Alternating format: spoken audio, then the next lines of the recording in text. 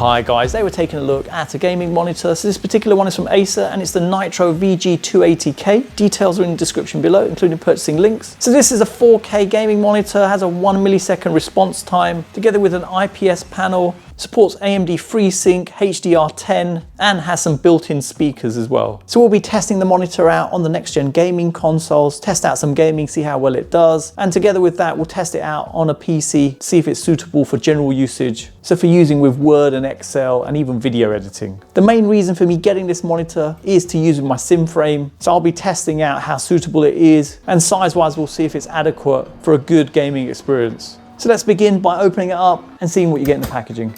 Before we begin, if you're new to the channel, I hope you can support me by subscribing to the channel and hitting the bell icon to get notified of my next release. In the packaging, you get some documentation. You get a HDMI cable, which is 143 centimeters in length. And just to note, it's not gold plated. You get a power cable, which is 138 centimeters in length and has a standard kettle connector on there. You get two fixtures, which are used for the monitor stand. And finally, we've got the monitor, and you've got a V embossed into the back here. You've got VESA mount points. You've got a sticker in the corner covering the Acer logo. On the left-hand side, you've got a power button, some buttons after that, together with a joystick to navigate around. A locking point here. All connections to the monitor are done from the bottom area. So the advantage of this is if you're mounting on a wall, no cables are going to get in your way. So first of all, we've got a power connection point. We've got two HDMI 2.0 ports, a display port, which is 1.2, and a headphone input jack, which is really useful. Obviously, you can plug in your headphones or even output to some speakers. Speakers are located either side of the bottom, so one's over here and the other one's just there. Let's install the monitor stand. So installing this is easy. Taking this side of it, it just slots into position, and the release button is just there if you wanted to remove it again.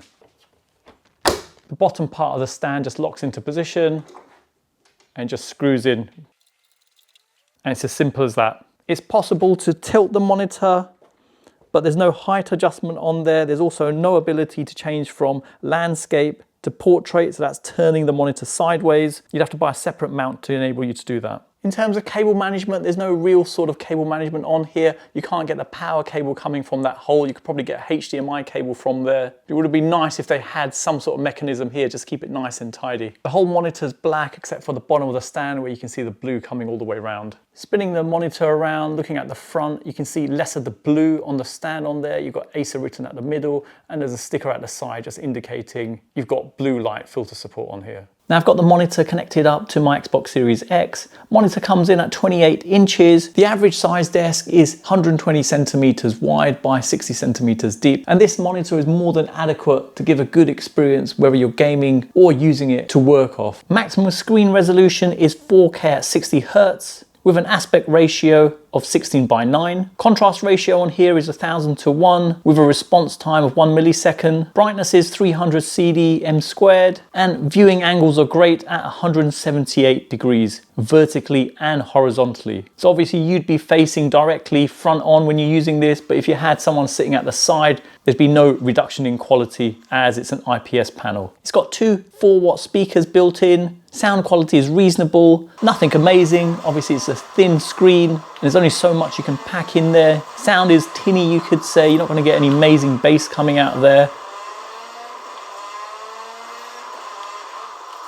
You've got AMD FreeSync for when you're gaming. Now looking in settings on my Xbox, you can see currently it's on 4K Ultra HD at 60 Hertz. We can't flip over to 120 Hertz only because it has HDMI 2.0, not HDMI 2.1. You can also use it in 1440p, 1080p, and 720p. Looking at the different values in the settings, you can see that confirms the fact that 120 Hertz isn't supported. HDR10 is supported on here, Dolby Vision isn't, so generally not too bad for using with the next-gen gaming consoles. If you're using the monitor just for general usage, so video editing or using Word or Excel, just general office usage, it's more than sufficient. And the screen size being at 28 inches, it's not too bad working with two separate documents. So for instance, Word on one side, Excel on the other side, works pretty well. Navigating around the different menu options is very easy with this. If I click on the joystick here at the side, brings up their quick menu here. So you've got mode it's currently in, it's in HDR, brightness is 100%, and the input that's currently selected. Now going further into the menu, these are the options available. Standard sort of stuff you'll see with most monitors. But the main thing I want to show, if I go to color and then modes, you can see the different modes on here. So at the moment, HDR selected. Let me show you the other ones. First of all, you've got graphics, then eco, standard. Then you've got 3 gaming modes. First one here selected is action. Next one is racing. Then we've got sports, and then finally user. Now I have to admit, all the other modes other than HDR are pretty poor. Quality doesn't seem that great on there. It's quite dull, the picture quality on there. Now flipping over to HDR mode, you can see the immediate difference there. Colors are more enhanced on there. Contrast is much richer on there. And really the preferred way to use this monitor. You've got audio control on here as well, obviously changing the volume and muting it. Now it would have been nice if there was a quick way of changing the volume on there. You've got to navigate through the menus to get to that option. So that's one aspect I didn't like about this. Now looking in the gaming menu, you can see FreeSync is turned on, refresh rate number, so you can display the refresh rate on the screen if you wanted to. I've turned that on, and then finally you've got aim point. So you can turn on a crosshair on the screen. So now if I come out of that, there's crosshairs in the middle, and then you've got the frame rate in the corner. I've got my monitor installed on my sim cockpit from Track Racer. There's a pole here where it just sits straight onto, and it fits perfectly with VESA mount. Now to give you a different perspective, if I'm sitting in the sim cockpit, this is the view I'll get. And just to give you an idea, with the TV at the back on the wall is a 55-inch LG OLED C1.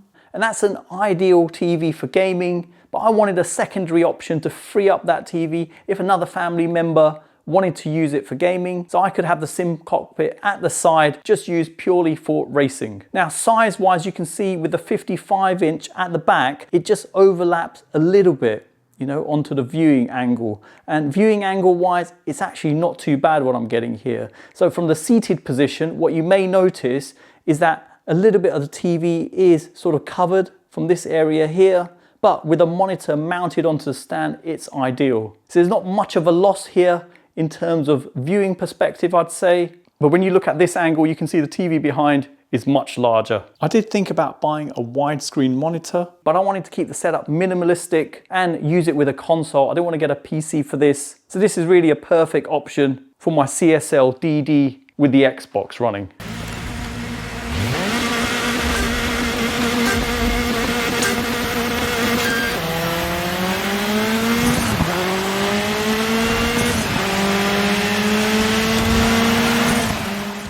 Using it with my sim frame, really impressed. For such a small monitor, the experience isn't bad at all. Distance to the monitor isn't far, and the experience with this is still pretty good. Performance is great, and I know it's lacking as it can only get to 60 Hertz, but I wanted to get something in the budget range to use with the sim frame. I've still got the option of flipping back to my main TV, that's 55 inches, but this is more than adequate if I wanted to place the sim frame in the side to free up my main TV. And the advantage of this is, it doesn't take up too much space, and performance is great on there. So in summary, I'm really impressed with this 28-inch 4K gaming monitor from Acer with an IPS panel supporting 4K at 60 Hz and a 1 millisecond response time. Together with AMD FreeSync, picture quality is great when in HDR mode, whether you're gaming on there or using it in conjunction with your PC to work on. Brightness and contrast levels are good, together with having a headphone jack on there, which you can use to plug in speakers as well. Price-wise, it's not bad, coming in at £300 in the UK, and you get a lot for your money for this price. Negatives-wise, it's a shame that HDMI 2.1 isn't supported, as it would have made the most of the next-gen gaming consoles, but as you may know, these monitors are nearly 2 to 3 times the price of this one. There's no height adjustment with the stand given, and you can't flip between landscape and portrait mode. The speakers are okay, nothing amazing, and it would have been nice if there were some USB ports at the back, but for my needs it's perfect, as I can keep it on my sim rig permanently and it doesn't take up too much space. I was a little bit disappointed with the different gaming modes. Obviously the picture quality isn't as good as when you're in HDR mode, but nevertheless, not bad for what you get for the money. So there you have it, you made it to the end of another video, and I hope it's helped anyone thinking of purchasing this. Details are in the description below, including purchasing links. If you're new to the channel, I hope you can support me by subscribing to the channel and hitting the bell icon to get notified of my next release. Thanks for viewing, and see you in the next one.